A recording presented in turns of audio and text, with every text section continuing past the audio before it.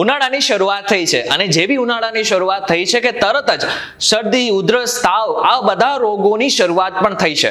પરંતુ આ બધાની વચ્ચે એક એવી બીમારી જે જૂની છે પરંતુ ફરી એકવાર તેને પોતાનું માથું ઉચક્યું છે. જો તમને એમ લાગતું હોય કે હું કોરોનાની વાત કરું છું તો ના, આ કોઈ કોરોનાની વાત નથી.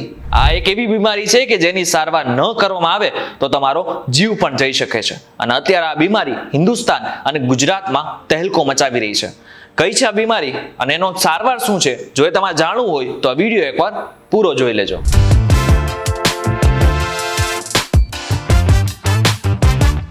નમસ્કાર, VTVGujarati.com પર તમે જોઈ રહ્યા છો ડેઈલી ડોઝ અને હું છું કરણ ચડોદરા. ગુજરાતમાં બીવડી ઋતુનો માર ચાલી રહ્યો છે. સવારે થોડી ઠંડી હોય છે તો 10 વાગ્યા પછી તો ધજાળ એવી ગરમી હોય છે. પરંતુ આ બધાની વચ્ચે એક એવી બીમારીએ દસ્તક દીધું છે કે જેની સામે સારા પોતાના ઘૂંટણ ટેકી દીધા છે. કઈ બીમારી છે? તો આ બીમારી છે સ્વાઇન ફ્લૂની.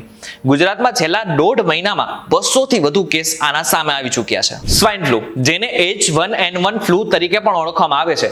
આમ તો જો કે હવે આ વાયરસને સામાન્ય ફ્લૂ તરીકે પણ ઓળખવામાં આવે છે, પરંતુ જો તેની સારવાર યોગ્ય સમયે ન કરવામાં આવે તો એના ગંભીર પરિણામો પણ આવી શકે છે. જો કે આ વાયરસ કોઈ આજકાલનો વાયરસ નથી. આ રોગની શરૂઆત તો 2009 થી થયેલી હતી. એટલે કે સ્વાઇન ફ્લૂનો પહેલો કેસ મેક્સિકોમાં 2009માં સામે આવ્યો હતો. વિશ્વમાં આ કેસ સામે આવ્યા બાદ ભારતમાં પણ થોડા સમય બાદ તેનો પહેલો કેસ હૈદરાબાદથી સામે આવ્યો હતો. અને 2015 સુધીમાં તો તેના અનેક કેસ, એટલે કે લાખોમાં આના કેસ સામે આવવા લાગ્યા હતા. હવે આ તો વાત થઈ આના ઇતિહાસની કે સ્વાઇન ફ્લૂની શરૂઆત ક્યાંથી થઈ હતી અને સ્વાઇન ફ્લૂ આખરે છે શું.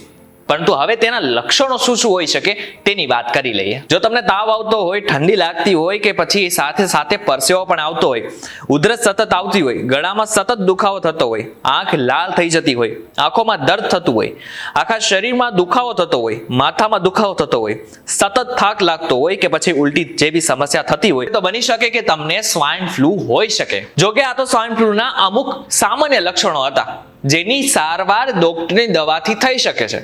પરંતુ અમુક એના ગંભીર લક્ષણો પણ છે, જેમ કે શ્વાસ લેવામાં તકલીફ પડવા લાગે, છાતીમાં અચાનક દુખવા લાગે, ચક્કર આવવા લાગે કે પછી આખા શરીરમાં થાકોડો લાગવા માંડે. અને જો આ લક્ષણો તમને દેખાતા હોય તો આને હળવાશથી બિલકુલ ના લેતા.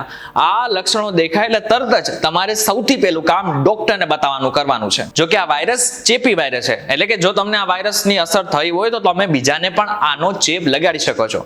એટલે કે ઘરમાં કોઈ વ્યક્તિને થયો હોય તો તમને પણ લાગી શકે છે, અથવા તો તમને જો થયો હોય તો તમારા ઘરના સદસ્યને પણ આ રોગના ચેપ લાગી શકે છે. જો કે હવે ટેકનોલોજીના આ સમયમાં આની વેક્સિન પણ અવેલેબલ છે, જે તમે પ્રાઇવેટ હોસ્પિટલમાંથી પણ લઈ શકો છો.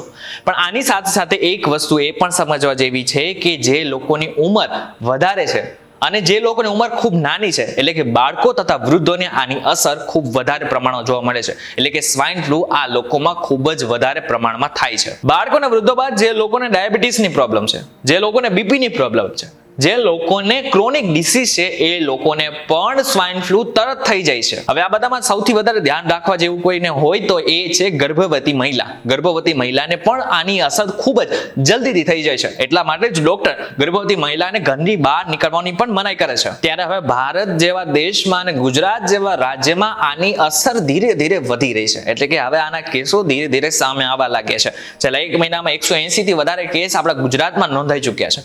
ત્યારે હવે આપણી જવાબદારી બને છે કે આ વાયરસને આપણે વધારે ફેલાવા ન દઈએ. એટલે જ છીંક ખાતી વખતે મોઢે રૂમાલ રાખો, માસ્ક પહેરો તથા જો તમને આમાંથી કોઈ પણ લક્ષણ દેખાતા હોય તો તરત જ ડોક્ટરને સંપર્ક કરવાનો ભૂલતા નહીં. હવે આ બધામાં એ સમજવા જેવું છે કે આ જેટલી પણ મેં માહિતી આપી એ મારા રિસર્ચ પ્રમાણેની છે. જો તમને આમાંથી કોઈ પણ લક્ષણ દેખાય તો ડોક્ટરને જરૂરથી બતાવજો. અને જો આ વિડીયો હવે તમને પસંદ આવ્યો તો વિડીયો તમારા મિત્રો અને પરિવારના લોકો સુધી પહોંચાડવાનું ભૂલતા નહીં. કારણ કે આ વિડીયો થકી તમને ઘણી બધી ઇન્ફોર્મેશન તો મળશે, પરંતુ તમારા પરિવારના લોકોને પણ આની ઇન્ફોર્મેશન મળશે.